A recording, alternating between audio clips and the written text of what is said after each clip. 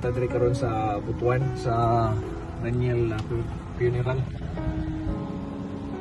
Ay nangita nila ma'am uli ang tagdabaw.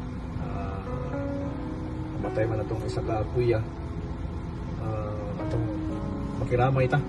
So, dali ta.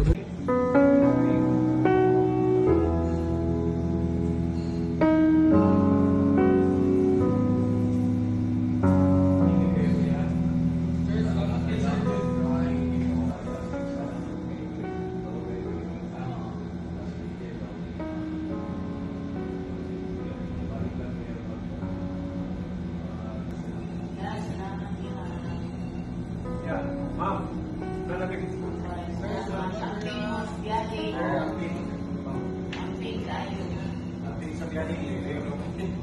Davao,